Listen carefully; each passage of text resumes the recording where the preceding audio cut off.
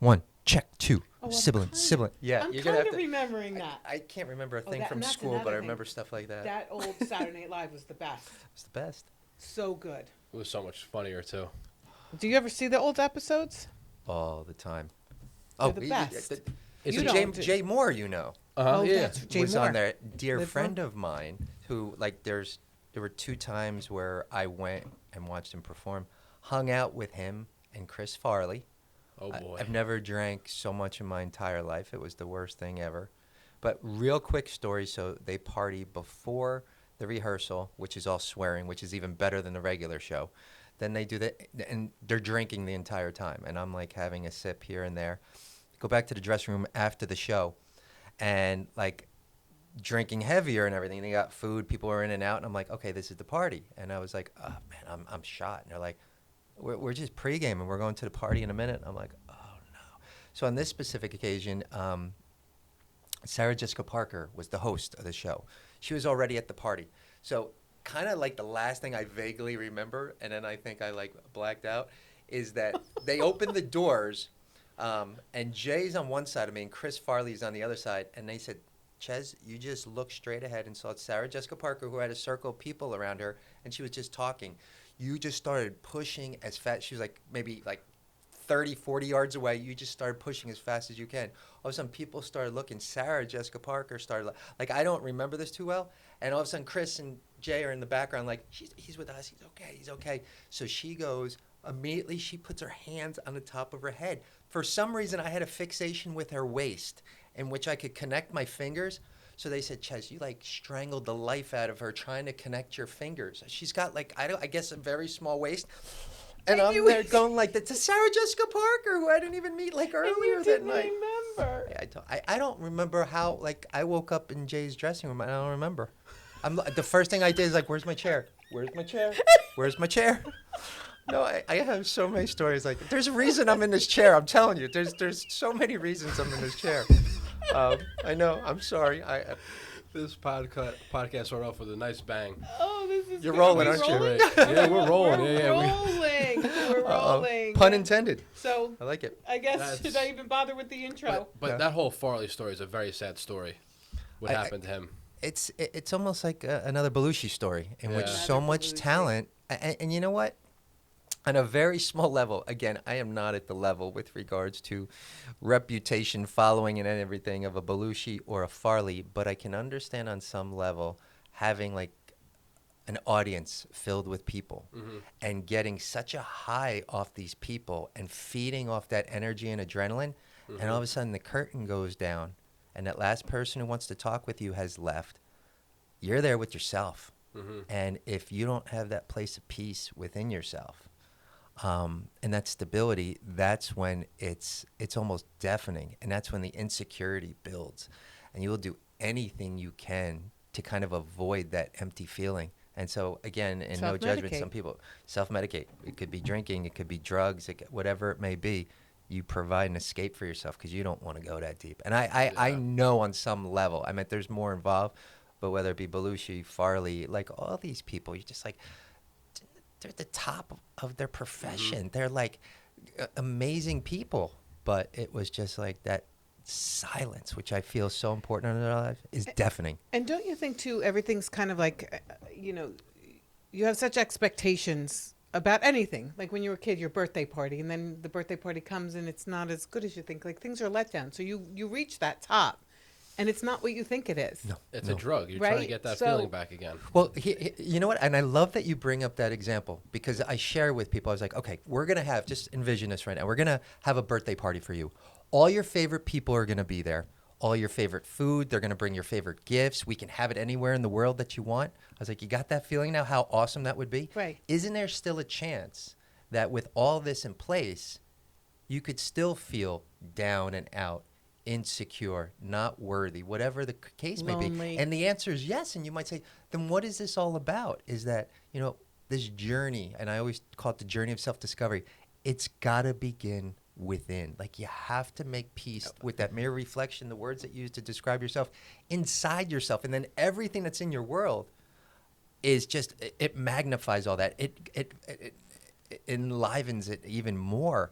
But it's almost like, why when we're in a we seek a relationship, is that a lot of times we have expectations of this person because we want it to fill a void within us, and so many times we're disappointed, and so forth. Because A lot of times, right? a lot of times, because and so, in my coaching, I do this a lot too. Is I said, listen, be in a relationship with yourself first, and then attract that person who is in a good relationship, because it's always a work in progress with him or herself, and then take it from there. Because if you're seeking someone to fill that void that's there, You're always going to in your pick life, the you're wrong always person. going to be disappointed. You're always And going to be always disappointed. be disappointed. And exactly. So that cliche of you have to love yourself before you can love somebody else is absolutely true. Yep. Yeah, Yeah. You remember absolutely. Jerry Maguire? Yeah, Jerry Maguire. Jerry Maguire. Yes. Is that I remember being in a movie theater, and all of a sudden Tom Cruise is like, "You complete me," and you heard this, "Oh," in the audience, and I'm like in the back. I'm like, "No, no." I was like, "You're not incomplete when you meet someone. That means until you're in a relationship, you're incomplete, and if something happens in that relationship, you're incomplete again." No, we're born into this world complete, whole. We kind of become even more whole through different things, but there's nobody that completes us. There's no one that like. Yeah, but every chick loved that. No, Every I chick, know every they woman, did. I know they did. Every I woman hear you. came out, Now, yeah. guys That was- love that too. I yeah. tilted to the side and then shook out of it, but no, you can't. It's I shook out of it. I don't know. Well, listen, since we're rolling, I think we should say who we're talking to. Well, yeah. I mean, if you want to, I mean, we could keep it mysterious for the time being, and then Well, it's up to The you. masked podcast Yeah. guest. All right, so let's start off with Scott. So- So, Scott, who are you? What do you do? I was going to say, first of all, my name is Pauline Bujnowski, for those of you who don't, and thank you for joining the Ideal Experience. I'm a weight loss coach here in Livingston. With us is a world-renowned motivational and life coach, right? Who's presented to over millions of people in over, I think, 40 countries. I'm actually Have you coming up on my 42nd country. Wow. 42nd. Next Wow. month. I'm going to Canada. I've never been to Canada. I was know. on the other side of the Niagara Falls when I was little, but never been to to Canada. Canada. But I'm going to Vancouver next month, so Nice. looking Nice. forward to that. So to say that we're lucky to have you is an understatement. No, I'm and lucky we to be welcome here. you, Scott Chesney. Thank you. Thank you for coming, Scott. It's Appreciate my it. pleasure. I'm fortunate to be here. And And the- fortunate enough, again, I thought we were going Zoom. I just threw on some pants. I was like all set with the shirt and the sweats, but I was like, we got pants. No, But you you know what? could've- Now, you knowing could've. full well we're You- going from the waist up, is I could have done sweats still. Scott, I had explained to him the technology part and the lingo. So he was asking the Zoom format, not realizing he'd be live in studio. Yeah. Um, I like the And I live kept in studio answer- better. and I I kept agree. answering, well, you're going to be on YouTube, Apple Podcasts. He must have you have patience. You Mom's must still ask me learning. 3 times. No, but this is great. And you know what? No, honestly, I've been speaking in public and so forth, but I still have my moments of the COVID funk. And okay, virtual, we're good. Let's go. Let's Yeah. roll. However we need to do it. Let's just do Okay. it. Hi, everyone. Thank you for watching the Ideal Experience. If you or anyone you know needs to lose weight, I have helped my clients lose over 60,000 pounds in the last 12 years. Give us a call. The office number is 973-486-6928. Enjoy the rest of the episode. Well, Scott, I want you to tell everybody your story. And then I want to dive in at a different angle that maybe not everybody asks you about, tell your story, and then we'll go from there. How's that? Absolutely. So I've been on this wonderful place called Earth for 52 years now. And for the first 15 years of my life, it was all about movement. Football, basketball, baseball, very difficult to get me to sit down and read a book. Was a pretty good student as well, growing up in Verona, New Jersey. But yeah, it was sports for me. Sports. Basketball, right? Weren't you a great Basketball, basketball football, player? and baseball. But I had 2 goals up until I was paralyzed. I wanted to go to the University of North Carolina and play basketball, where Michael Jordan played. If that didn't happen, I played quarterback. So I wanted to go to the University of Oklahoma and play quarterback for the Sooners football team.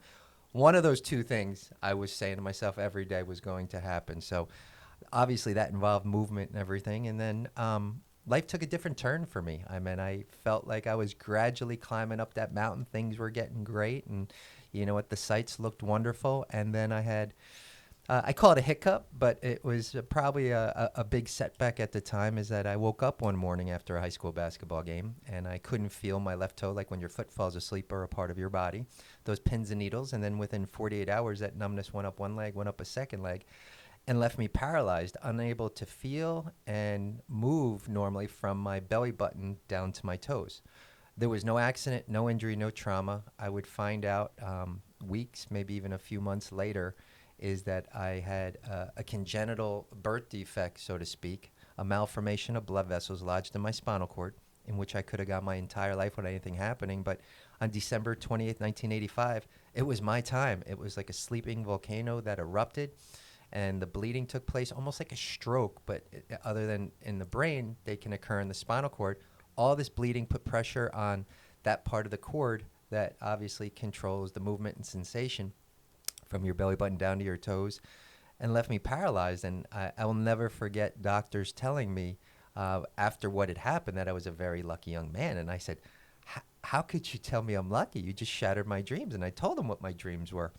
And he said, Scott, yours is the 12th documented case ever in the history of the world. Wow. And out of the 11 Imagine cases before yours, 7 of those malformations, 7 of those strokes occurred in the brain and went down. He said, those people didn't live. So at that moment, which is always been a part of my life, but grew exponentially in that moment, is this thing called gratitude. Because I realized, one, is that I was still alive. 2, that I still had the use of my hands and my arms. I have so many friends around the world who are quadriplegics who have to rely on someone because they can't move their arms and their hands, and thus don't have that independence that I have. So right away I was grateful. I was grateful that I didn't have to be put on a ventilator because it didn't get to my respiratory system. So there's so much to be thankful for. And so that's where I moved immediately. And then I would say 12 years later is when that 15-year-old kid really started to grieve over what had happened to him. I always share with people is that, you know what, we have this backpack on us. And you know what, we're constantly putting things in that backpack, experiences, and sometimes it gets heavy, and because we don't want to deal with something in that moment, and it can weigh us down. It can weigh us down for the rest of our lives. But we can open that backpack up at any moment, kind of make peace with the past, and understand why certain experiences and situations are put in our lives. And I realized, and it was just me again, it's my path. It was 12 years later after this happened to me that I finally went back, gave that 15-year-old permission to get angry, to get sad, to grieve, to get frustrated, everything that he needed to do. And it was such a release. And there's still not a day that goes by that I don't wonder, like, what could have been, what should have been, whatever, and have my moments of sadness and anger. But it's nothing. They're moments now as compared to, like, lingering effects that I had felt because I hadn't dove into those issues. I just refused to, and I realized why. Survival mode? Is it a It survival was definitely mode? survival mode, but see, the beautiful thing about our lives is that we could rewind the tape. We can't change our past, but we can go back to any moment and understand why we made the choices we did. And so I took myself back to those initial days that I was in the hospital, laying there as a paraplegic and looking out and seeing my mother, my father, my brother, and all these loved ones and friends around my bed. And they all had one thing in common, these golf ball shaped eyes with tears in them. And right away, and like, it's funny, if you look at me now, like, I have those in my eyes now because I remember that, and just, I felt their pain, like, on the deepest of levels. And I know inside of myself, I said, all that pain all of you are feeling, I can't feel that. I can't endure any moment of that. So I said to myself, and I know this was going on almost subconsciously, not consciously. Subconsciously, I said, I need to prove to these people that I'm okay. I need to prove to them that I'm That's okay and I'm pretty going to move on. huge for a 15-year-old. So I know that I put a smile on my face, and I just, like, I'm going to get through this. I'm going to get through this. And I just started taking advantage of everything. And to a degree, I think there was a part of me that, like, the gratitude helped to understand that I was still alive. And I also, I think on some level, just thought I was sick. I really believe, like, I didn't have an accident or an injury. I didn't have that, like, that permanence. I got sick. And when I get better is that I'll regain the use of my legs. And I think there was a part of me that thought that that was going to happen just as quickly as it's entered my body. it's going to exit my body. So I think the combination of all those, again, you touched upon it beautifully, Pauline, is that survival mode. And we do what we have to do. Because looking from the outside in, anyone would say, I had every right. Or Scott had every right to, like, be upset, to be angry, to... because, like, he didn't do anything. It's not like he was negligent. It's not like he was drinking and driving. It's not like he, like, dove into a pool unknowingly or something, like a shallow pool. Whatever the case may be, is that, I just woke up. I just woke up. And I would imagine that seeing your parents so upset, you wanted to be okay for them because you were taking on their pain. It annihilated them. And still, I lost my father in 94 to a heart attack, but Mom's still alive. And I know still to this day, and this is important for people to understand, is that when we can't make sense of something, we want to blame something. We want to own something. And my parents had nothing to point the finger at. So they went inward and they blamed themselves because they made me. And it was congenital. So we did this to Scott. We made this happen. And I know that annihilated my father, and he took it to heart. And my mom still, to this day, because, again, it's just like, it's so out of the ordinary what happened to me. That's her way of, I'm not going to say accepting it, but moving forward, is that, like, I made Scott.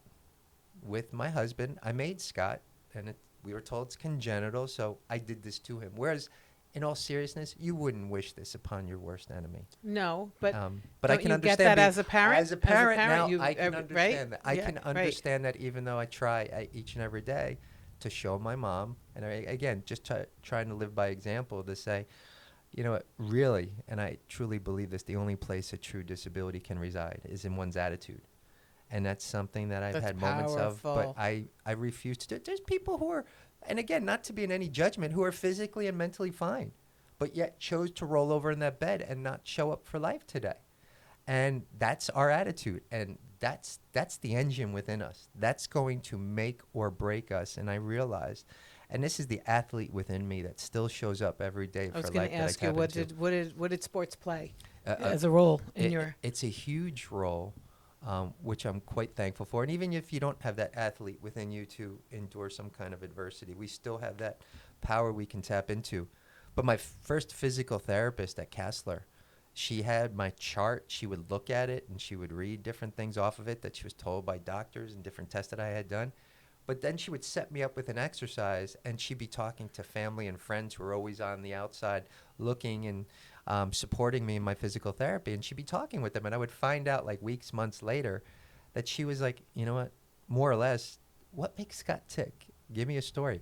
And every single story surrounded sports. So she made every single physical therapy session like a practice, getting That mentality, ready for right. the biggest game of all. And for me at that moment, the biggest game of all was getting back into life, getting back to school with my friends, graduating on time, getting my license, driving with my hands, moving on, doing all this stuff.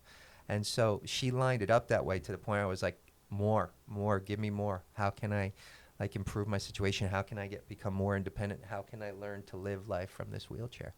That's why I always say sports is just not just a game. It's more than just a game. So when it comes to sports, It's huge. it has so much more to people's lives. Oh, sure, it does. That's powerful, though. I'm thankful. And again, because we experience everything that you said. I mean, you talk about teamwork.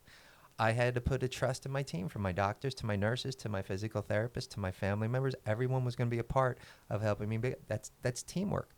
Overcoming adversity, which we experience in sports all the time. I always say, how do we know success if we didn't know failure? How would we know pleasure if we didn't know pain? So all of these experiences that are there waiting for us in sports is absolutely what I was going through in battling paralysis, still battling paralysis almost 37 years later. And I'm sure that it was difficult too, because it was such a rare thing that happened. Doctors probably didn't know much about it themselves. I still don't know to this day if they know exactly what happened to me. A retired pathologist from Africa was visiting a colleague at Columbia Presbyterian in New York. And all of a sudden he's like, hey, take a look at this, will you? And the guy had seen one of the 11 cases before mine. He goes, that's what it is. But so there's a part of me that, do I need to know? No, I don't need to know.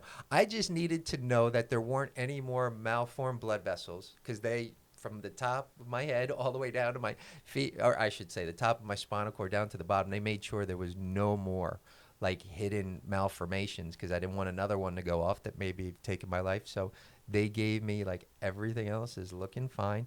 This isn't going to spread, which I'm thankful for, and kind of ran its course and it's done. So I found out though, this is the interesting thing is the only way you would have able to determine what was going on inside of me is if you did an MRI on me at birth.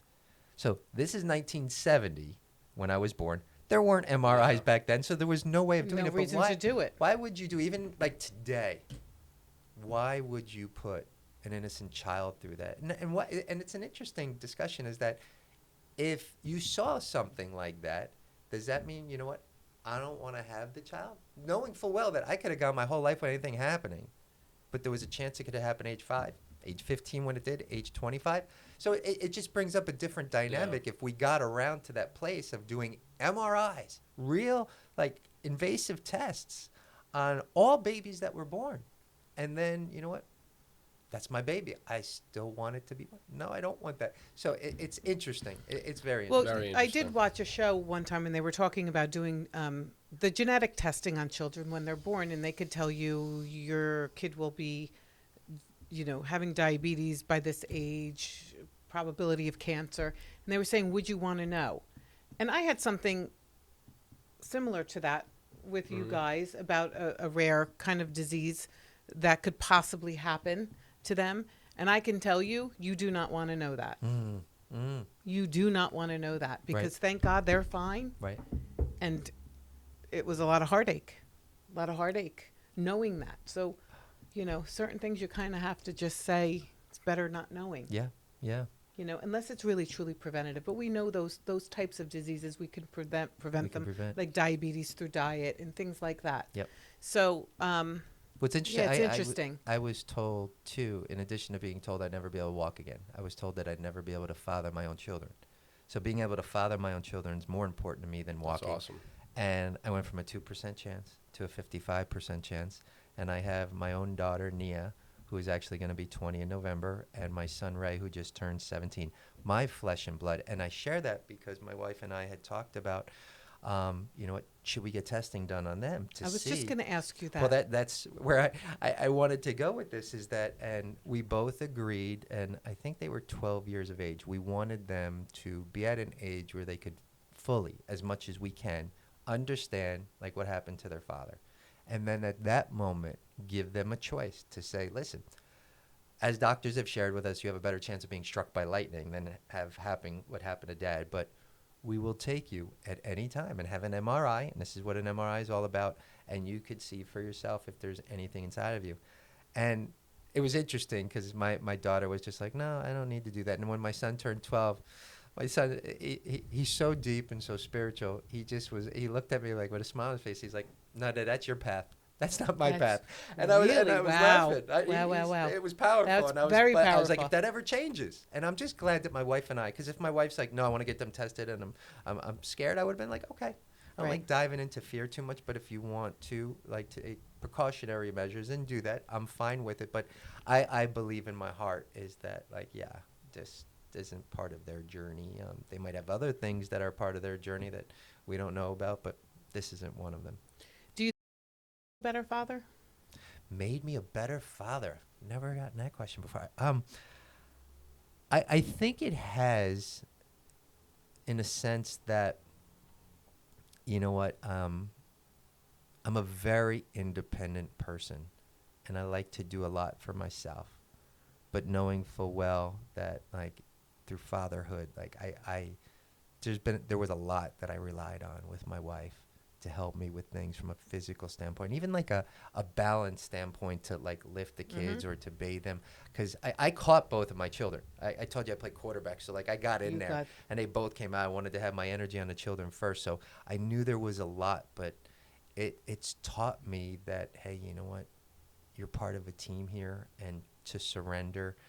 I will say this is that I believe my children are better how can I say? I don't want to say that they're better than other children. There's something special about children who are born to a parent or parents with disabilities. It's almost like there's that built-in empathy. There's that built-in sensitivity. There's that built-in disability awareness and sensitivity. And my kids have it. And to the point where they're very accepting and tolerant. And it doesn't mean that they don't get frustrated with me. It doesn't mean that they don't get mad at me. But there's this level of like understanding, this depth to them that unless children are exposed to it in some way, they might learn later on in life that it's something that really opens their heart even more. Right. Even more. And that they can do anything. I mean, you're an inspiration.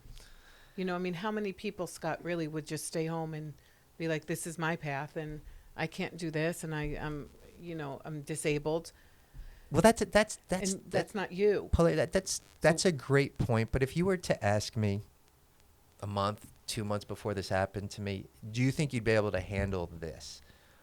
I would say no. I was like, no. You send that in a different direction. I don't want paralysis into my life. So I believe that we all, every single human being, has not what it takes to just survive any type of adversity, but we also have the capacity to thrive in the face of it. I absolutely believe that. But again, if you get into, so what ends up happening is that you've discussed that with people in advance, we immediately go up into our heads and we create all this fear and trepidation and no way. If we go into our heart's going to say, whatever happens, I'm not going to say it's not going to be painful, it's not going to be discomforting, but you got this. You got this. And Scott, for a 15-year-old, we all know 15-year-olds are pretty self-absorbed. It's all about them, right? So at 15 years old, to be faced with this and have that kind of attitude is really incredible. Yeah, but as I shared with you before, again, that was survival mode. Right. And so like I did what I needed to do at that point to move on. And through that, which I have no problem because it still happens to this day, is that, you know what? Just by living my life from a wheelchair and moving out, going out, driving here, people seeing me in public, I will be told that, like, Scott, you're an inspiration. And that makes me feel great, even though I'm just going about living my life. Some people take issue with that, like, who have disabilities. I'm like, no, I don't think that's right. You know what? If by my living my life, by example, help someone to make changes to his or her life for the better, I was like, I have no problem whatsoever of serving that role in other people's lives because other people serve that role for me and just going about their lives, serving as an inspiration and motivation to me. Yeah, well, that's my point. I think you're a tremendous example for children. Well, thank you. Thank you. It's a tremendous example for children. I mean, but because I do coaching and I'm not trying to compare it. I'm not at all. But I wonder if you can help people. How do you get out of dark places? How do you change that? Like, what are the first steps? I always like gratitude journals. I think they're incredible, and I think that can change your whole focus. Because, right, everything's interpretation. Absolutely. It's how you interpret things. Absolutely. But what are the steps you can do? Well, I try to keep it simple. I say the mind thinks, the heart knows. The mind complicates everything. So I like to get into our heart and our knowingness where it's like a simplified approach.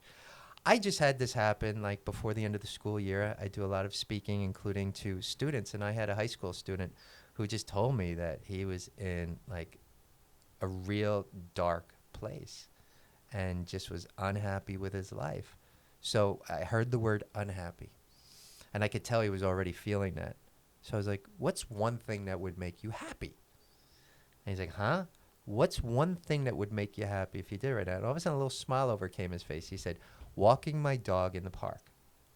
And so I looked out and some of the audience members were laughing. I was like, listen, it's one thing that makes him happy. What I want you to do by the end of the day, and I was like, your fellow classmates are going to hold you accountable. I was like, I want a text. I'm going to give you my number when we leave here. I want a text by you by the end of the day saying that you went to the park with your dog and you walked him. Deal? And he looked at me, he said, deal.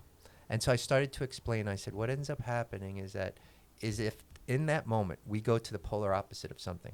So it's almost like when we're in a real painful place, something's like really hurting. Okay, what's something that's pleasurable? There's a polar opposite to everything. So let's go there. So anyway, he texted me. He said, Scott, I feel awesome. I walk my dog and everything. I hadn't done this in such a long time. Now, was that going to fix everything? No. But what It's a ends up start. happening, when we experience something and all of a sudden it's something that's good, is that it's like, I want to create more moments like this. Okay, what's something else that can make me happy? So I didn't want to, especially in front of that audience, immerse myself, because it's very important to feel our feelings. I always say there's 3 things we can do with our emotions. We can project, projection, suppression, or a healthy expression. A lot of us play the blame game. We point the finger outward and saying, you're responsible for this, the world's responsible for this. The majority of us suppress our emotions. We keep it all locked up inside to the point where, like a pressure cooker, we're going to explode. What's the healthy expression? So you brought up gratitude. I love going to a place of gratitude. Okay, no matter what's going on in your life right now, what can we be grateful? So I begin my day and end my day with 12 things. 12 is my lucky number, 12 things for which I am grateful every single day. And I try not to just get it done, but be mindful as I'm doing the exercise. And so sometimes it'll be something as simple as like the use of my hands, because I take this for granted. But knowing full well I have so many friends out there who, you know what, don't have this and are relying on someone 24 hours a day, 7 days a week to do something as bring some water, which I'm doing now, to my lips. And do that things that we take for granted. So it's almost like not just getting the exercise done for the sake of doing it, but really being mindful over that. Exercising, meditation has just been huge in my life. Because again, getting to like the polar opposites of life, my life, even being paralyzed, movement, speaking, so loud, talking, all that. What's the opposite of movement? Stillness. Stillness, right? What's the opposite of speaking? Silence. When I tell you there's, for me, and again, this is my path, never to be duplicated or replicated, is that my path has, there's been so much growth that I've experienced in the areas of silence and stillness. But if you ask me, like, back when I was growing up and everything, it's like stillness, no. That's like a slow death. Stillness is like, you don't want to be still. There's no benefit to that. You're not moving. You're not getting anything done. And silence, no. You're silent when you sleep. But what I've realized is that when I'm mindful and I'm still, whether it be in meditation or not moving, and then silence through meditation, through prayer, through different things, wow, is that powerful. And it balances out. That's why my favorite country in the world, because those delivered that to me immediately on a silver platter. No coincidence, I married a woman from India. Been to India 7 times in my life now. Stillness and silence, which is so prominent there, that taught me so much about these fine arts, and something I said I have to incorporate in my daily living. Because I think a lot of noise is a way to, as an aversion also, right? To never get inside your head and think. And because some people can't answer that question, Scott, what makes you happy? Right. They honestly can't answer that question. I think So if where you do you start? You start so with a gratitude journal. you could absolutely. So Right. gratitude will bring that, but I think people can get there. I will tell you this: I have yet to find a person, whether it be in my audience members or coaching, to find one thing that makes you happy. We might have to dig. We might have to excavate. We might have to go back 5 years in your life, but we're going to find something that makes you happy, and something probably in that moment that you're minimizing and thinking is not that important. So we'll find it. But yes, gratitude is a great facilitation of that too. And you think about it, right? In life, anything bad that happens, we dwell on it for days. Anything good, we celebrate it with a dinner and then it's done. But we wallow in the bad. Well, you bring up the word dwelling. So again, I know there's a lot more involved in this, but people are depressed. So I work with a lot of people who are depressed. And again, I want to be respectful of this. There's other things that are involved normally. But everyone that I've worked with depression is spending too much time in the past and not in a positive way.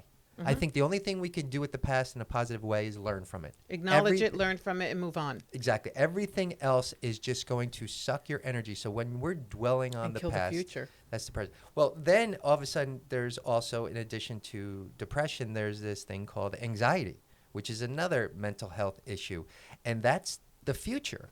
So anyone who's like really preoccupied with the future, which is important, and planning and doing all things. But again, we can't change the past. We can only reinterpret it and possibly make sense and learn from it. The future, we can plan, we can strategize, but we can't really control that either. So what do we have? We have this moment. And so what can we do in this moment that could possibly bring us joy, that can bring us happiness, that can bring us... A gentleman the other day who I coach, he's like, I want to feel peaceful. And so I went the other way with him. I was like, so you want to feel peaceful. What's the opposite of peaceful? How have you been feeling? And he brought up the word chaotic. Yeah. Chaos. Mm-hmm. And so then we dove into that. And so for me, it's about getting to the moment. And I tell people, even like when you have a great moment, an awesome moment, it's a moment. It's going to come to an end. Right. And when you have that other moment of sadness and everything, I mean, it could be a series of moments that you experience. But again, I think when we can compartmentalize and have more self-awareness and realize this is a moment I'm feeling. I think it's so important to feel our feelings too.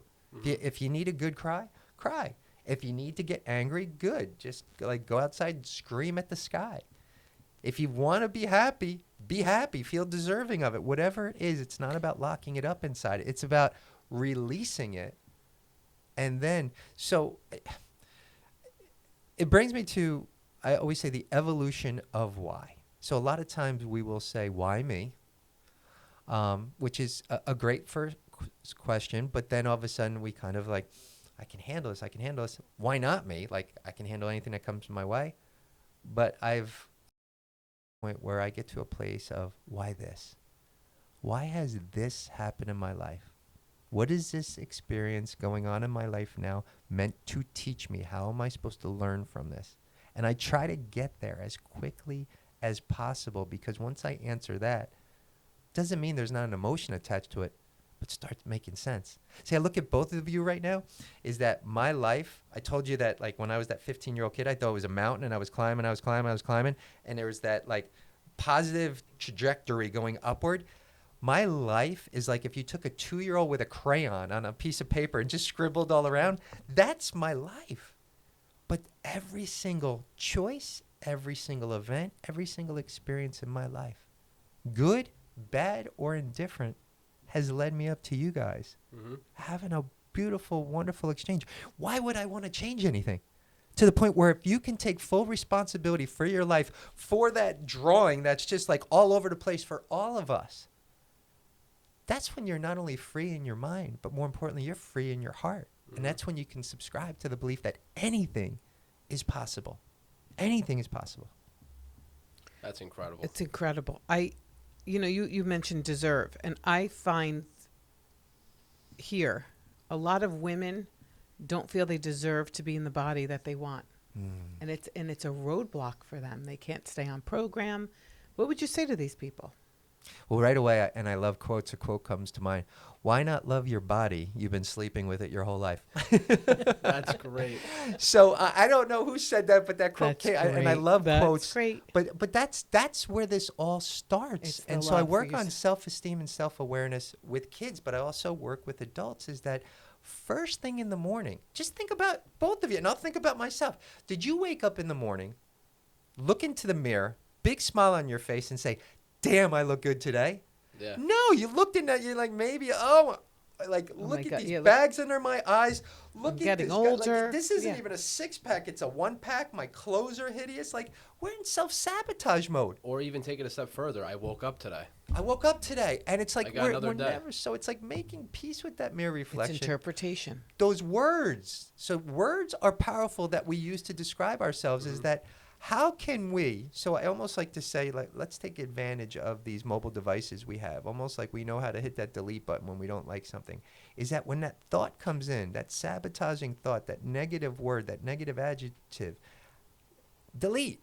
You know what? You're ugly. Delete. You're still ugly. Delete. Yeah. And then start to, I almost say, fake it until you make it. Start to put, like, you're beautiful. You're one of a kind. You're dude. I'll put like Post-it notes sometimes around just to remind me. I will share this because it's coming up, and I think this absolutely has to do with our body as well. Is that, oh, wait a minute. This is funny because it's powerful. is that, you ready? It was escaping me for a minute because it's that powerful, but I say it before I go to bed, several times before I go to bed. Are you ready? Mm-hmm. You are enough. You are enough. That can bring people to their knees. To your knee. And for me, that doesn't take much. I mean, I'll drop to my knees real quick. Scott. But bring it to your knee is that you are enough. And so some people I share this with is that, and I've shared it with the presidents of like major Fortune 500 corporations. And I'd be like, listen, it doesn't mean you're not going to have that drive and determination to want to create more in your life. But right now, you are enough as you are, mind, body, and spirit. Are you telling me that little baby, no matter where he or she is born in the world, are you going to tell me you're going to look at that baby and say, you aren't enough? No, you're looking at that baby in all its glory. I don't care what color, I don't care what gender, I don't care what shape and size. You're looking at a perfectly imperfect child. That child just grew up. That child just grew up. You're enough. Enough right now. Who you are. That's your birthright. You're enough. You want to add more titles to your life? You want to add more accomplishments? You want to add more love in your heart? That's fine. But right now, you're enough. You're enough. That's powerful. It's not always easy, though. It's not always easy. And look to at the say this. spectrum. You very successful people. We all have these same self-talk and these same kind of not deserving kind of tendencies. It's all boils down to self-esteem. It's self-esteem, and I love that because I'm finding self-esteem because that's where I used to go, is that like self-esteem's at the bottom of all this. But I think there's something even deeper that probably within the last year I discovered, because once you get to this, then you can start working on the self-esteem, the self-confidence, and building that. It's self-awareness. Like, this is how I'm feeling right now. And beginning to catch yourself that, okay, I know if I go here, I'm going to spiral. If I know if I continue with these thoughts or these actions, I'm going to spiral. So catching yourself, taking a deep breath, maybe going Counting for to a 10. walk outside, counting to 10. So that's the thing. And I know, like, we have different things, different go-tos that can help us with our lives. We have arsenals within us, which we know, you know what? Yeah, you know what? That deep breath really helps me. Or like just drinking some water, or like just going out in nature for a minute, or like getting off my phone, whatever it may be. We have those go-tos. And so what I try to do is minimize the excuses that we have. So I was like, okay, if you have a really, really busy day and like things are just chaotic, okay, what's an abbreviated version of something I can do for myself? So maybe you like to meditate. Maybe you like to meditate for 20 minutes or a half an hour normally. I don't have that amount of time right now. 5 or 10 minutes. You're still honoring yourself and getting it done. Mm-hmm. Exercise. I like to exercise an hour a day. Maybe I don't have that much time. I'm doing a half an hour workout today.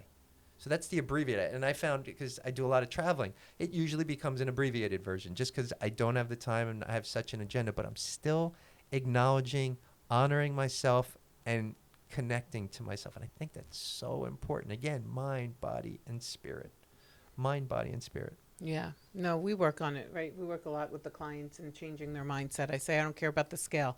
I'm more important in your behavior changes. Absolutely. You know. And so... and your people pleasing. Yes. Yeah, well, here's the thing is that, and this ruffles feathers. I knew that it ruffled my feathers.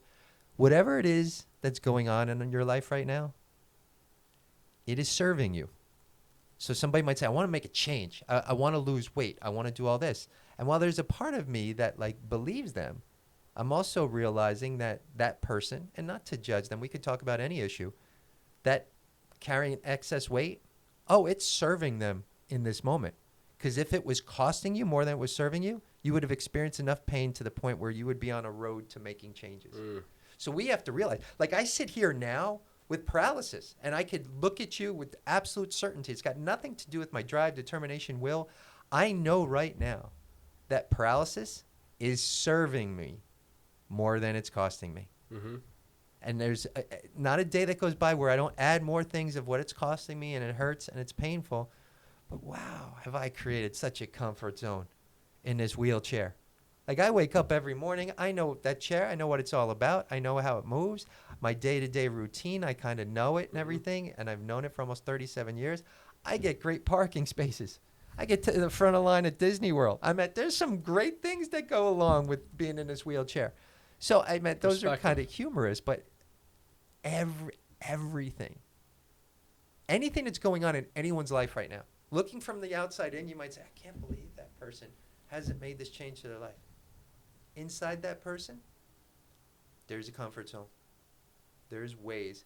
So here's a great thing to ask is that what could possibly be of benefit, a payoff to someone carrying excess weight? What's a payoff? Not dealing with their own issues. Not dealing with their own issues. Mm-hmm. I'm going to eat and everything, and it's going to provide me comfort. What else? What else? I always find that they don't like they don't like the attention when they start losing weight. It's just a wall. That's huge. That's they they don't like it. And I've also seen people lose a lot of weight, and as soon as people started complimenting, they went right back up. They can't take the success. Right. It's amazing. There's people. That's why it's important to work on their minds before they get to that point, and working with them on the transitions. How many people back in the day, talking about an older generation, how many people refused to stop smoking because they thought once they stop smoking, I'm going to put on all this weight? Right. Oof. I mean, that's a much older generation. I don't think there's too many people in today's generation that are feeling that way. But that's the thing is that we could always put together a list of what, like an uncomfortable situation, what it's costing me, why this is really making upset. And no one's going to argue with that. I'm going to tell people to look at the payoffs. Look at all the way that this is serving you. So you might say, whoa, that's a pretty powerful list of all the things that it's serving me.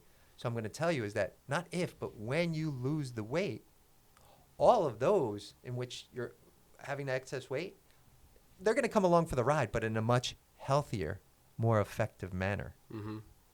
Not with regards to the overeating or whatever it may be that's creating the excess weight. So do you think it's important to be comfortable being uncomfortable? Absolutely. Absolutely. Because whatever you're afraid of, once you get over it, then, you can conquer anything. You get that high. Like you were talking about with speaking. It's leveraging fear. Mm-hmm. That's what it is. And fear's energy. False so it's like events whenever appearing real. Exactly. You got it. Yeah. Whenever we're nervous about something, is that is energy. So we can either let it consume us, and I will tell you now is that a lot of people who swallow fear and suppress fear to the point where it controls them, that is more debilitating emotionally and mentally. That's emotional paralysis than any type of physical paralysis I sit before you with today. That's how debilitating fear can be. 100%. But when you leverage it, it is energy. Just think of any time you were nervous, doing a presentation in school, going in front of a live audience, doing anything. That first time you met that someone special, there were the butterflies, there was the nerves, but you leverage that fear. And the eyes were. I love to give people this example. Just picture like the worst possible place you can get lost at night driving your car. And I'm taking away your GPS. You have no GPS. You got to go old school now and figure it out on your own. Do you crawl into a corner and say, I'm lost. I can't figure this out? No. Your eyes get widened. You basically say to yourself, I got to get the heck out of here. Mm-hmm. And like the guys, we're driving around all night. The girls will find a gas station and get someone to help them and everything. But I meant that's a perfect example. Like of fear, when we leverage it, becomes like energy, like pure energy. Why do we have that fear, you think? Is that just from like thousands of years ago when we were hunting for food? Fear also, it serves us.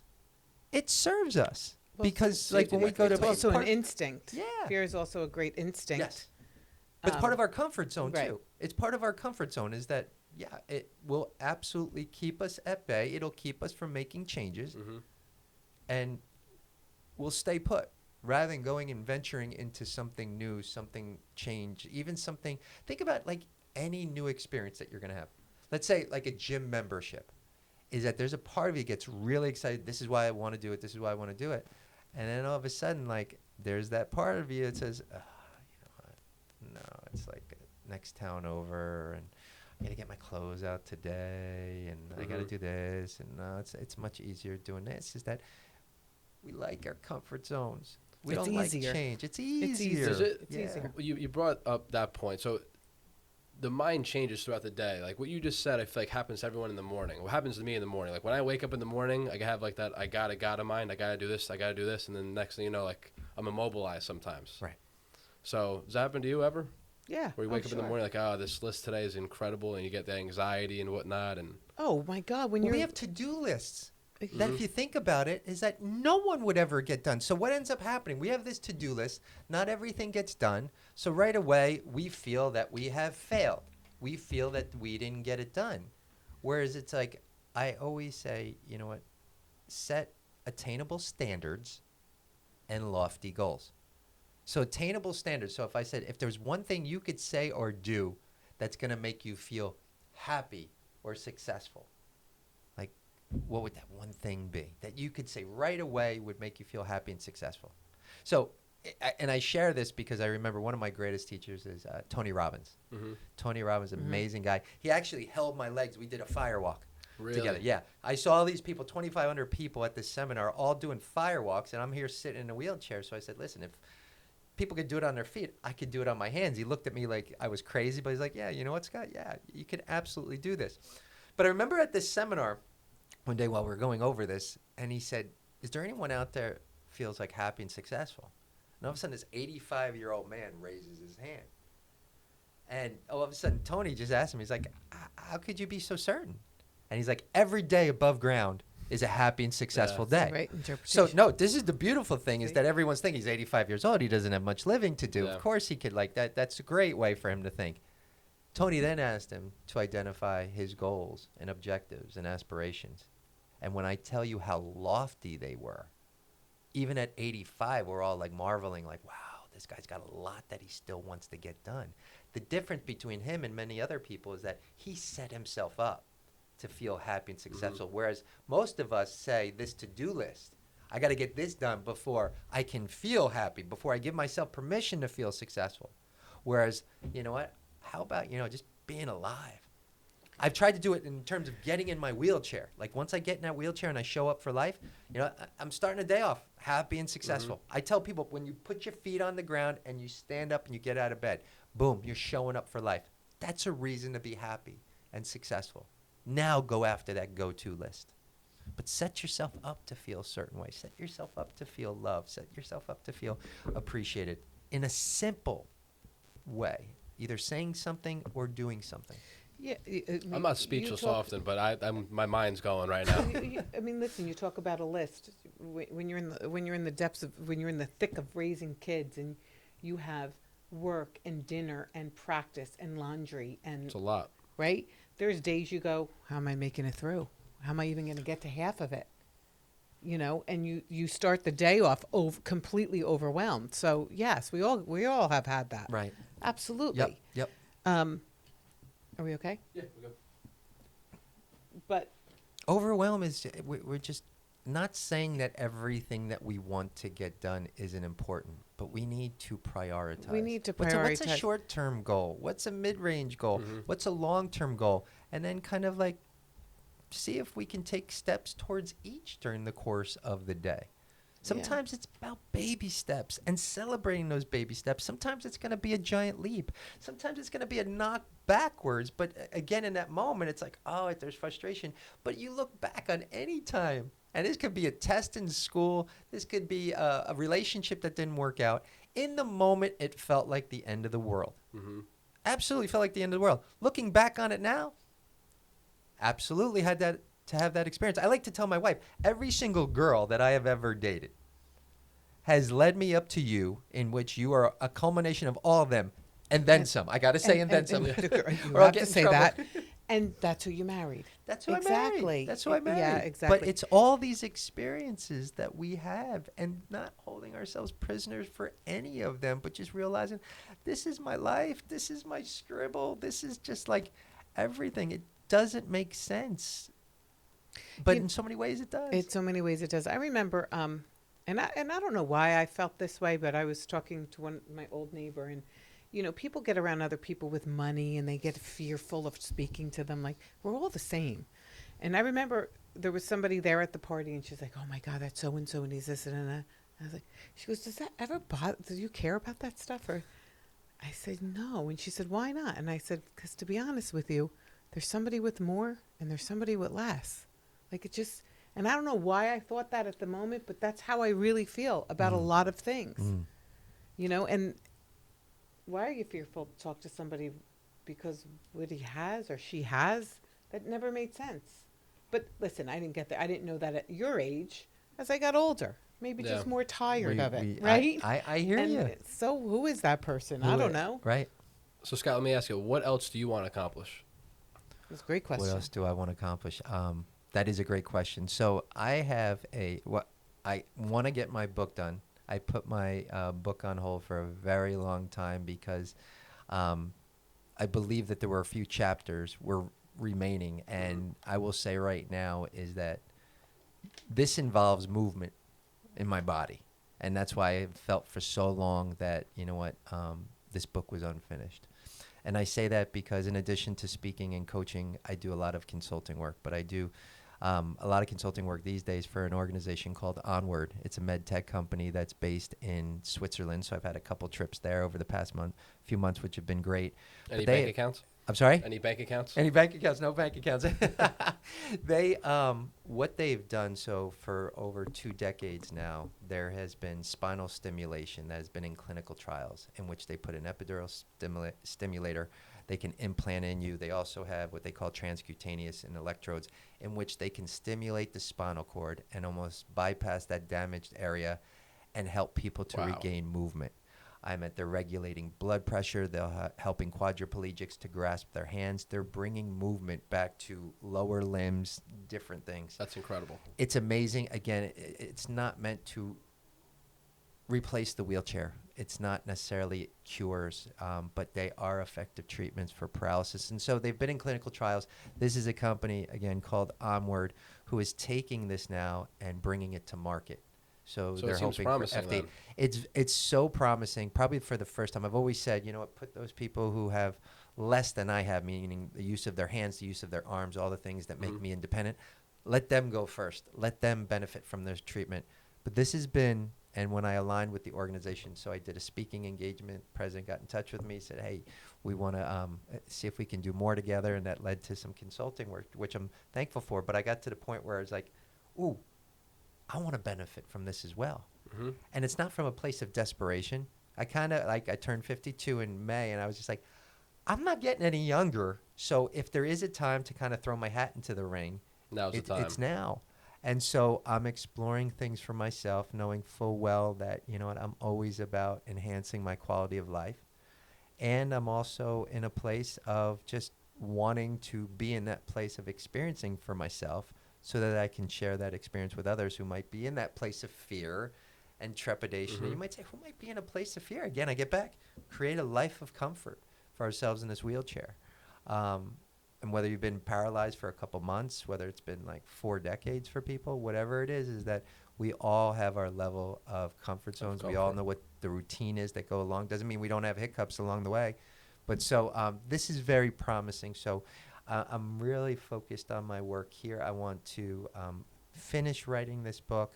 I want to continue to be the best father that I can possibly be, which is a work in progress.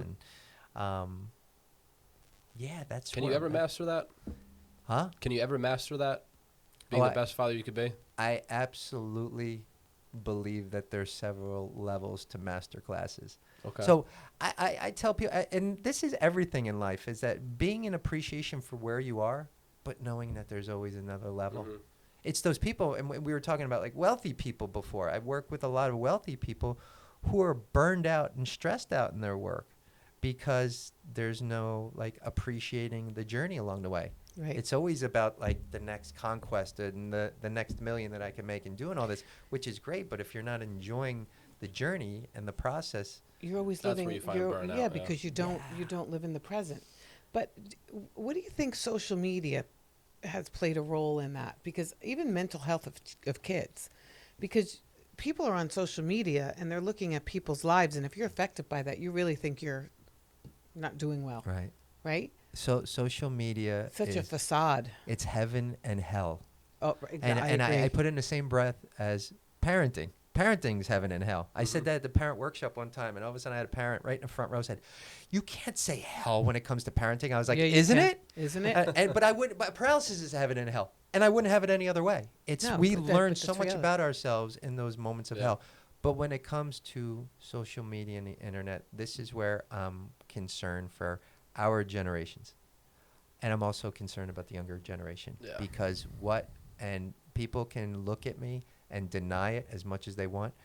And I don't use this word lightly. We collectively have formed addictions to our phones, to social media, to different things. It's a part of us now. And it's sickening. And we will justify it and we will do different things, but we need to temper it. We need to remove it. For periods of time in our lives where we're not so plugged in. We don't need to be wired. We actually need to disconnect so that we can reconnect with ourselves. And so while, again, I realize its place and its purpose, it helps us to connect from speeds of light, especially during But the when's pandemic. enough? When's enough? When's enough? When's So, enough? Well, it's an addiction, so it's going to keep going further and further because now with the filters now, you could look 10 times different with a filter on Oh, and not look the same in 100% of people. person. Yeah, right. That's what it means oh, for it's the. amazing. But I'm the type of person I need to. He knows this, and we go back and forth on the different degrees of it.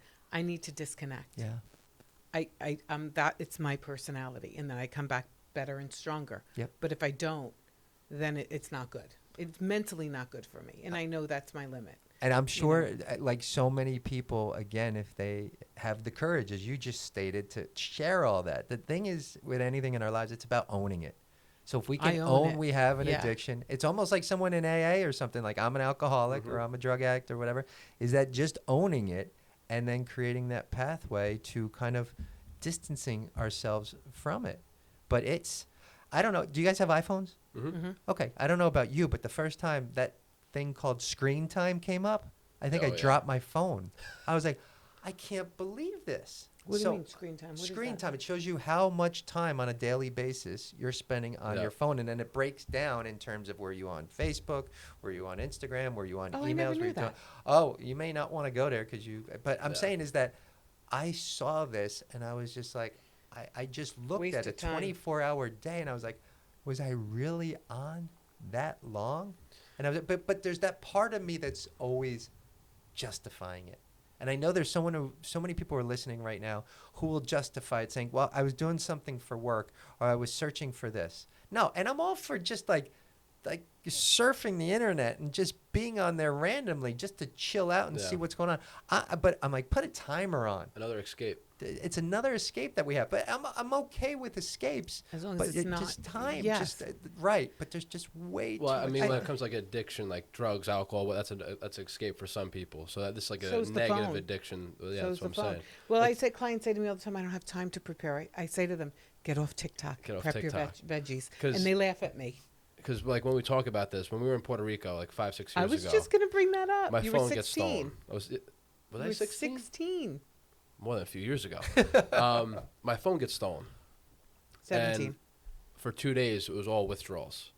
But I will tell you, by the third day, from the third day on, I had the best vacation ever. So there's what I love But about he that. So the didn't part admit of that. you probably initially was just like, oh my God, my privacy, meaning Yeah. like so many things are on this. Then all of a sudden, once you kind of had that peace of mind, then it became about the habit that you had of being on the phone. Connection to his And then friends. It's amazing. It's And- really it's because I had more conversations. I met more people. Because what else? Because everyone's down and looking at their phone now, and there's no conversations. You know what's funny that you say that? I've always had a little bit of little trouble in airports, just navigating in and out of people when they had their heads up. Now everyone's got can't their heads imagine that. down. Oh, and again, probably I want to say 6-7 months ago is when I started flying again and started speaking and doing different things. It's gotten so much worse now. So much worse. To the point where I'm like, oh, they don't see me coming, and then that person where I want to go left or whatever, they got their head down too, and they got their head down. Where am I gonna go? Yeah. If I stop just here, they're gonna walk right into me. And So e- I'll yell at times. I'll be like, oh! Yeah. But then if you have the earbuds and you don't even You hear can't me. hear exactly. No. I mean, you could take it a step further too with like Uber Eats when COVID hit. Now kids are ordering food without even talking to anybody, and food just shows up to your door. So like on vacation down the shore, that's what everyone's doing, Uber Eats. But like you don't build any connection or relationship with the deli owner or the store owner or convenience store owner. No, you don't. All that's leaving. Like everyone just it's dropped out, at your front door. That's it. There It's was crazy. a restaurant somebody told me. I think it's on Route 46, maybe in Fairfield, where you get rewarded. So when you walk in, if you put your phone in this lock box, they give you 20% off of your dinner. Wow. If you put them on they say you can't get in. I don't know if it's still around because I heard that before COVID. You have to walk in? Yeah, you have to walk in. You can wheel in, Scott. You can wheel in. I know a wealthy guy. He's down in South Carolina, and he created a second mailbox. So when you come over to his house, you put your phone in the mailbox and you lock it, and everyone enters. I love it. I know a woman was telling me that she had all her nieces and nephews over for the holiday. She never had children. She didn't have children yet at that point. And she makes them put them in a basket.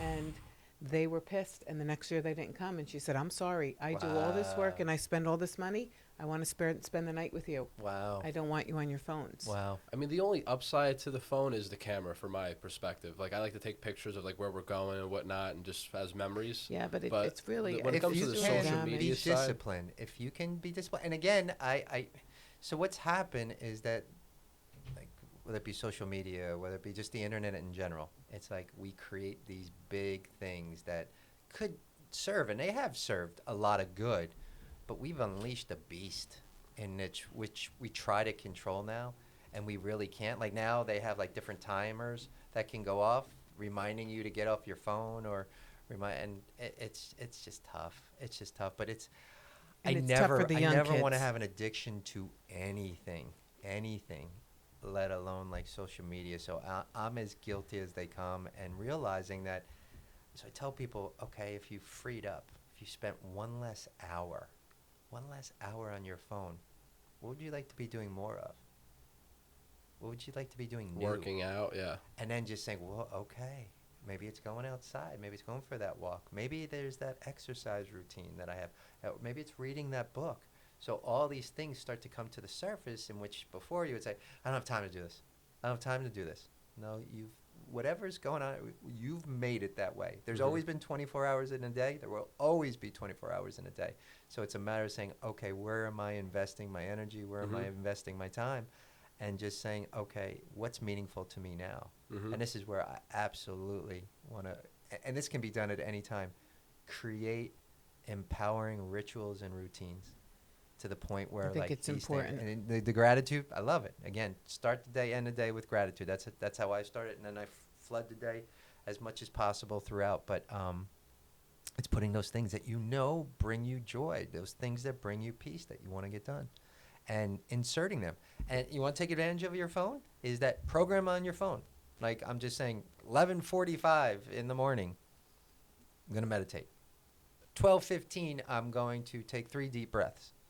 6:45, I'm going to read an excerpt from this book.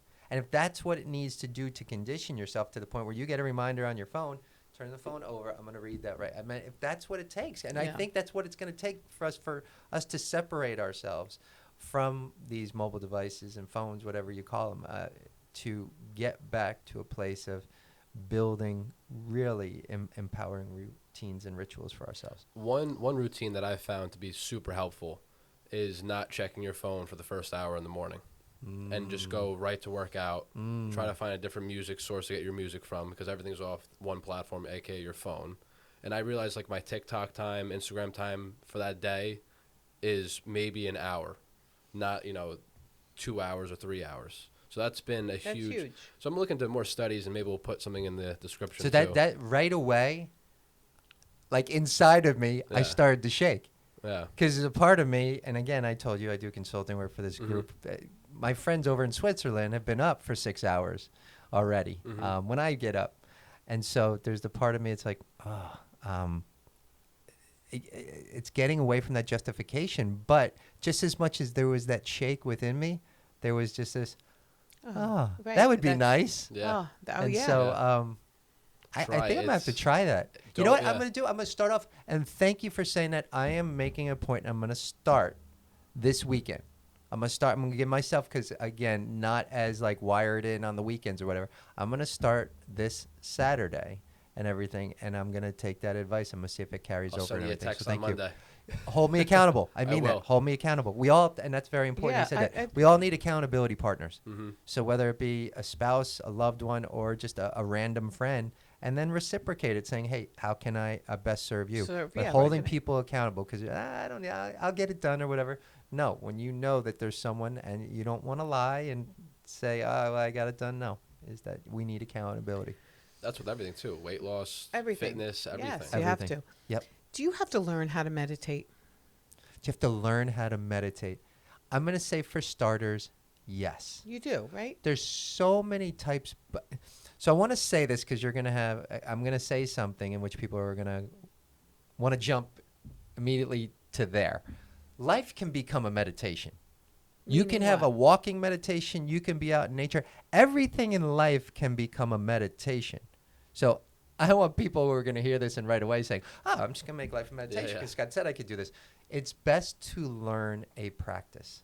And for anyone out there that is questioning it, is that if you were to bring that up to me when I was in high school, probably even college, maybe even shortly after college, I would have probably gotten a visual of this guy in an orange jumpsuit on top of a With- mountain right. in India Right. going, "Oh." Most people do. But that was from ignorance, a lack of education. And normally what really helps us and serves us most are those things that we belittle, that we make fun of, that we don't take too seriously. 'Cause Whereas I'm saying we're fearful. we're fearful. We're fearful, absolutely. So it's almost like I'm like, immerse yourself in it, try it out.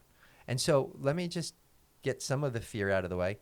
Meditation could have everything to do with religion or nothing to do with religion.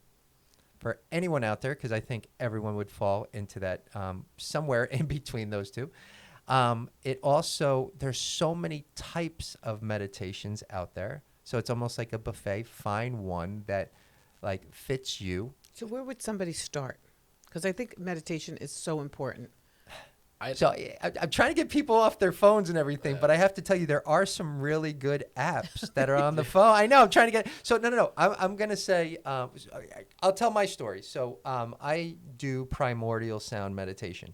I learned how to meditate through Deepak Chopra, Dr. Oh, Deepak yep. Chopra. So at the same time, I started doing work with Tony Robbins, who's all about creating this amazing life outside of yourself. I mean, coming from within, but really creating out. Deepak Chopra is about going inward. They're both looking to arrive at a similar place of peacefulness and happiness and success. Anyway, I got a chance to spend 2 weeks with Deepak Chopra. So the first time I started meditating, I got out of my wheelchair with my arms in my hands. I laid on the ground and started breathing, and we were able to build a mantra based on like my birth date, based on a certain sound that I was resonating with. And so I was bringing this mantra up, and my eyes were closed, and I was doing this breathing. And then all of a sudden, I felt Deepak at my shoulder. He goes, Scott, wake up. And I was like, what? Huh? It was like 2 hours later. Wow. It's like I fell asleep. And I was like, oh, Deepak, I am so sorry. I No, fell that's asleep. what it was meant to do. But he looked at me, and exactly, he said to me, he goes, Scott, first rule, never judge a meditation. He said, you are supposed to be sleeping more than you were supposed to be meditating. He said, if after 2 weeks you're still sleeping more, then we have a problem. But so never judge a meditation. So there's going to be times where, oh my God, my mind's racing, my mind's saying, what meditation aims to do is build that space between thoughts. We have a thought, we have a thought, we have a thought, we have a thought. We want to get it to, we have a thought. We have another thought. So elongate the space in between thoughts. And when I tell people is that how powerful, to me, there's no close second to stopping our racing minds, to bringing more peace into our lives. And so when I embraced meditation, and I'm happy to say my 17-year-old son meditates on a daily basis. We were just talking about before I came here. I look at him in so much envy. I was like, I wish when I was 17 that I had meditated, at least opened myself to the opportunity to meditate. It is so powerful. So that's the stillness and silence component that absolutely balances out all the movement, exercise, and everything else that I love to do. But give it a shot. I will say, and again, this is a no promotion or whatever, if you go to chopra.com, is that they do talk about primordial sound meditation. There are different look it teachers up. and instructors, Yeah. but it's so powerful. And this is what I love. So this is how I know that this journey of self-awareness, of self-discovery is so powerful. So when I hear about success, when I hear about happiness, when I hear about peacefulness, is that I want to learn from people. So I will immerse myself into a person. Now, I bring up this person everywhere I go, and whether you follow a religion or not, I think we can all agree Mother Teresa was a pretty impressive woman, right? Absolutely. Pretty magical woman. I've yet to say anyone say to me, you know what, she was a real, like no exactly. one's ever said that to me. So I immersed myself in research, and I found out that at some stage of her life, I don't know exactly when, is that she spent 1 hour by herself in the morning praying to God. She said, this is my time to talk to God. 1 hour by herself. Then we don't know the unlimited energy she had, the amazing amounts of people that she connected with and helped out during the course of each day. On the other side of the day, she spent 1 hour in silence, 1 hour in meditation. She said, this is my time to listen to God. So on either side of the day, she was filling her own cup to the point where she had so much energy to share with other people. Mm-hmm. But there's so many people out there would say, Mother Teresa, she was the most unselfish person. She did for others constantly. She did for others constantly, but she took care of herself. Mm-hmm. See, this is, and I'll fight with different generations on this. And my mom was one of them, in which all this work that I was doing on myself, I said, Mom, when you do for yourself with the intention of just wanting to do for yourself, that's like selfishness. I agree with you, absolutely. But when you do for yourself wanting to learn more about yourself with the intention of wanting to help others, that's self-respect. That's self-love. That's what I'm talking about, in which I got a little silence from her, a little tilt to the head, in which I knew there was a connection. But so that's an understanding. Listen, if you're just immersed in your own world and you're not looking to do anything with it, but trust me when I tell you, the more that you get to understand yourself and what's going on with you, in a less judgmental way, you will understand others more as well. Because if you can't help yourself, you can't help anyone else. Exactly. So I even say, I was like, listen, for all the titles that you live, that you own, that you've absorbed during the course of your life, you came into this world with one title, and that was individual, with individual needs and so forth. And no matter how many wonderful titles you've added, that individual is still there, and you will leave as an individual as well. And so just realizing that whether it be a mother or father, whether it be a business worker, whether it be a friend, whether it be whomever, is that take care of yourself, mind, body, and spirit. You'll see how much better, not to say they might not be going well already, but how much better you'll be fulfilling those roles in life. I think exercising, too, is a huge, positive for that, too. Absolutely. Absolutely. That's my meditation, is just working out, putting music on, and then just getting into my zone. Yeah, but there's also a silence. There's something to silence. Silence, and I too, think yeah. I'm laughing because I remember growing up, my mother, the best time of her day was getting a cup of coffee and sitting in the yard by herself in quiet. And I'd be like, that's weird. No, I get it as a mom. You absolutely get it. And I guess it's a mom's kind of meditation. It's And it time in prepares thought. you. It prepares you for the day, and It's so you're not hitting simple. that ground Yeah. running and avoiding everything. And I love that to I'm grabbing my coffee and I'm gonna go sit. It's just That's it. And you know what? And this is the thing, is like when we get to a place of not having to prove anything to anyone, like you say exercise really works for you. Someone could question you about it, and you're like, you know what? I'm okay with it. Works for me. Talk about sitting and drinking your coffee, or people can judge. When we get to that place of not having to prove ourselves to anything, but it's almost like our knowingness, it's almost like, you know what? that's where I peace don't care. comes in. That's where the peace is, because That's it's where the not peace about comes proving in. it's not about like whether you like it or not. It's just, this is what works for me. And the more that we can have those in our lives that may work for us and may not work for someone else, that's part of our scribble, is that's fine. And so that's part of it too, when you just, I know that meditation fits in my life. I know that when I go to the ocean and everything, that's my happy place. When I go swimming, I can just allow my body to be buoyant, whether it be in a swimming pool or the ocean. I feel one with this world. that's what works for me. May not work for someone else, but it's finding those things that just bring us peace and bring us joy. And not caring what people think. I talk And- to and- people and not about that all the caring. time. If you're going to be a people pleaser all your life, you're going to lose the weight, but you're never going to keep it off because you're always going to please other people. That's when something's unsettled within us, when we feel that need to prove something Right. to someone. And when, rather than just sharing with someone, whether it's wanting to teach and wanting to do all this, that's where we got to look a little bit deeper and to say, you know what, I'm not quite settled on this. Trying to kind of like control another person rather than just doing my thing. And I can't tell you how many times I've had people just like, Scott, share your routine with me. And I'll share the routine with me because it brings me joy.